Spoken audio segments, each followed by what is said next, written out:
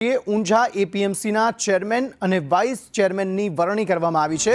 ચેરમેનની વરણી કરવામાં આવી। ઊંઝા એપીએમસીના ચેરમેન પદે દિનેશ પટેલને રિપીટ કરવામાં આવ્યા છે। જૂથબંધી વચ્ચે દિનેશ પટેલની ફરી એકવાર વરણી કરવામાં આવી છે, જ્યારે વિષ્ણુ પટેલની વાઇસ ચેરમેન પદે વરણી કરવામાં આવી છે। ભાજપમાંથી મેન્ડેટના આધારે આ વરણી કરવામાં આવી છે। એશિયાની સૌથી મોટી એપીએમસીમાં ચેરમેન પદની જે ચૂંટણી હતી તેમાં ઊંઝા એપીએમસીમાં ચેરમેન અને વાઇસ ચેરમેનની ચૂંટણી પહેલા દિનેશ પટેલે શક્તિ પ્રદર્શન કર્યું હતું।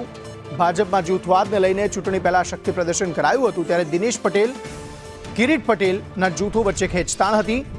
નારાયણ પટેલનું પણ જૂથ ચૂંટણીમાં એક્ટિવ હતું। મોટી સંખ્યામાં દિનેશ પટેલના સમર્થકો એકત્ર થયા હતા। ભાજપના ખેસ અને ટોપી સાથે સમર્થકો જોવા મળ્યા।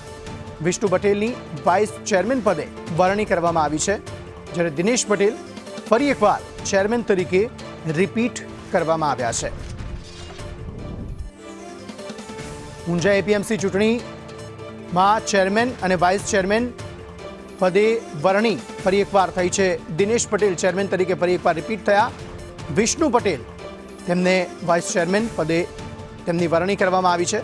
ભાજપમાં જૂથવાદને લઈ ચૂંટણી પહેલા શક્તિ પ્રદર્શન પણ થયું હતું, પરંતુ હવે સ્પષ્ટતા થઈ ગઈ છે। દિનેશ પટેલ ચેરમેન તરીકે રિપીટ કરાયા, જ્યારે વિષ્ણુ પટેલ તેમને વાઇસ ચેરમેન તરીકે વરણી કરવામાં આવી છે। નારાયણ પટેલનું જૂથ પણ ચૂંટણીમાં એક્ટિવ હતું। મોટી સંખ્યામાં દિનેશ પટેલના સમર્થકો એકઠા થયા હતા। ખેંચતાણ પણ જોવા મળી હતી। જોકે હવે સ્પષ્ટતા સામે આવી છે, જેમાં ભાજપના ખેસ ટોપી સાથે સમર્થકો જોવા મળ્યા હતા, અને હવે વરણીમાં જ્યારે નામ સામે આવ્યું ત્યારે ફરી એકવાર દિનેશ પટેલ ચેરમેન તરીકે અને વિષ્ણુ પટેલ વાઇસ ચેરમેન તરીકે નિયુક્ત થયા છે। તેમની વરણી કરવામાં આવી છે। પાયલ યાદવ આ અંગે વધુ માહિતી સાથે જોડાઈ ગયા છે। પાયલ, જણાવશો શું વધુ વિગતો?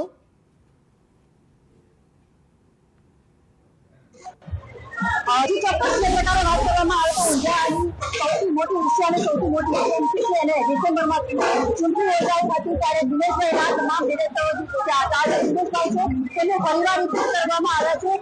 વાઇસ ચેરમેનમાં વિષ્ણુભાઈ પટેલ છે તેમને કરવામાં આવે છે, જ્યારે દિનેશભાઈ પટેલને મોટા સમર્થકો જે છે ત્યાં તમે જોવા મળી રહ્યા છો। ફટાકડા ફોડીને મોટી સંખ્યામાં આજે એપીએમસીમાં એક અનેરો અવસર હોય જેવા દ્રશ્યો આપણને અત્યારે હાલમાં જોવા મળ્યા છે।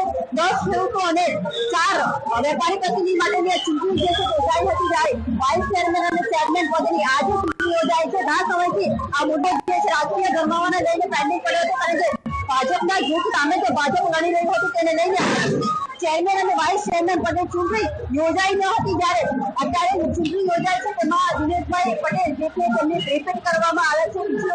દિનેશભાઈ પટેલ જે છે અને વાઇસ ચેરમેન પદે વિષ્ણુભાઈ પટેલની વરણી કરવામાં આવી છે। આભાર સમગ્ર માહિતી આપવા માટે।